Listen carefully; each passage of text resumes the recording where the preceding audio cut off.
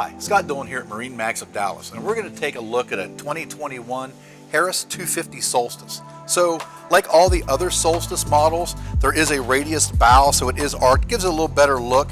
You'll notice some stainless steel pods up here on the front. Those are going to be your forward docking lights.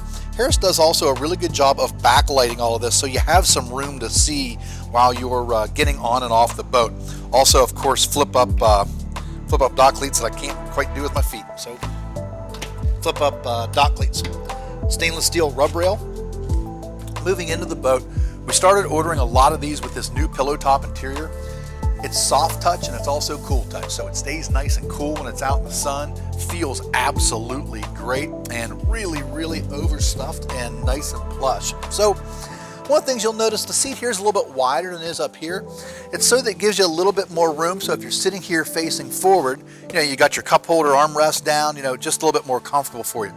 Also, they've added more cup holders this year. The cup holders also have LED lights down in them. JL audio throughout, so this boat is going to have up to 12 JL audio speakers plus 2 subwoofers, a bunch of amplifiers, tower speakers as well. One of the things I really like that they started doing was anywhere where you see these mouse hole cutouts where the cup holders are, they started doing double USB ports on all of them. So this boat's going to have 2, 4, 6, 8, 10 USB ports plus an auxiliary jack and a wireless cell phone charger. So tons of power to keep all of your electronics charged while you're out there. Nice wide ski locker. Right now we've got our table-based, our table down in there, and that's also where a lot of people are going to keep their poles. But one of the things I like is it's made a little bit longer than it was in years past. The gate or the door is actually also a lot wider, allowing bigger stuff to get down in there, such as like wakeboards with binding still on them. Probably be the best example of that. They do use a nice gas assist strut on here. That is going to allow this door to stay open, so when the boat's out there rocking and rolling out in the middle of the lake, it won't come slamming down shut on a kid that's trying to get some noodles or pool floats or anything like that out. Moving back,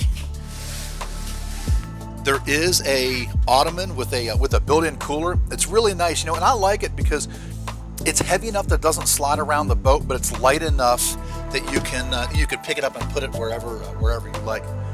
Instead of the changing room, this one was ordered with a flip-up table. We found that to be a little bit more popular. Slide this back out of the way for us. Moving towards the back of the boat, this is an SL floor plan boat, so it does have this flip-flop backrest. The backrest is now full width. It will flip like this, so if you're going to sit back here and use this as a rear-facing spotter seat, some of the most comfortable seats in the house, of course, are back here. Moving back here,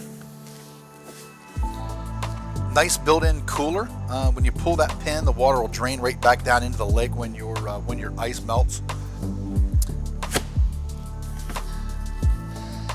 Great storage underneath the back. And I'll get to this little kick-up leg here in a second. But back here on the transom of the boat, built-in stereo remote control back here. This is a swim-up remote, so when you get up onto the swim platform on the back of the boat, you can just change the stereo.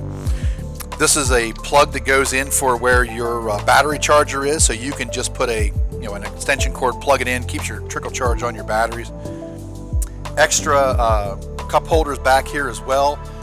Another dual USB port, as well as a 12-volt adapter. I've got a battery pack in this so that we can have some lights, as well as another stereo remote control back here. This one's equipped with a 300 horsepower Mercury, so mid 40 mile an hour to upper 40 mile an hour boat. Actually, upper 40 mile an hour boat in this case.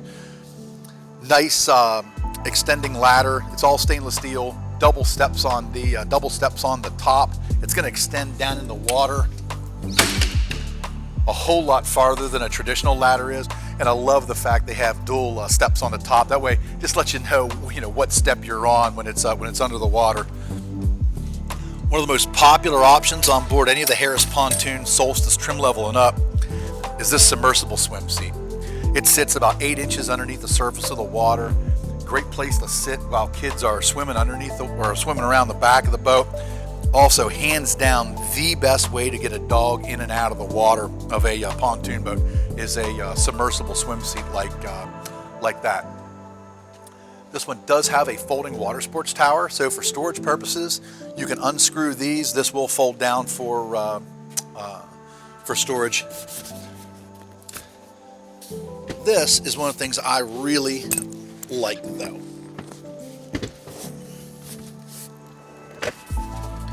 You can fold this down flat to make a full sun pad. This seat just goes into storage. But what I really like about it is they were smart enough to give you some kick-up legs back here in the back to support this, to make this also a forward-facing chase lounge. So really smart design by Harris. This boat also was ordered with the elevated helm. It's very popular. We put it on practically all of ours. It's going to have nice sea deck down here on the floor of it. So coming up here into the helm, nice big Simrad system right here in front of you. This is going to give you a chart plotter, echo sounder, downscan sonar, as well as all of your engine data.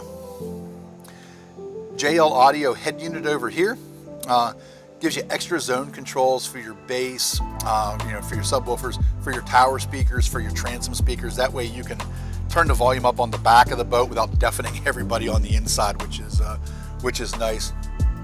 This Simrad system is going to give you a really nice chart plotter. Now this one, since we just took this boat out of shrink wrap, it still thinks it's in Fort Wayne, which is where the boats were actually built. So as you zoom in, it's pitch to zoom, so it's very intuitive. If you have a smartphone in your pocket, you can learn how to use this in about 20 minutes. Pretty easy. So it's going to give you a nice overview of where you're at. The screen that's really nice is this nav screen. That's going to give you a forward-looking view of where you're going. So you'll see the bottom contours of the lake. Because the depth finder is nice, it tells you how deep the water is. What it doesn't tell you is the important thing, which is really how deep is the water in front of you, where you're actually going. By the time a depth finder reads shallow, it's too late. You're already grounded. So what I do when I'm out boating is I dig this into a split screen mode, where I'm using one on my overhead view as a chart plotter and the other one forward looking to let me know where I'm going. Over here on the side by your binnacle control for your throttle, nice wireless cell phone charger. Keep your phone charged while you're streaming music over here to your sound system. So really well laid out boat. I would put this boat up against absolutely any other brand's boats at any price. It's an absolute world beater model for us. So if you have any questions on this or any of the other boats you see online, by all means pick up the phone and give us a call. We look forward to talking to you soon.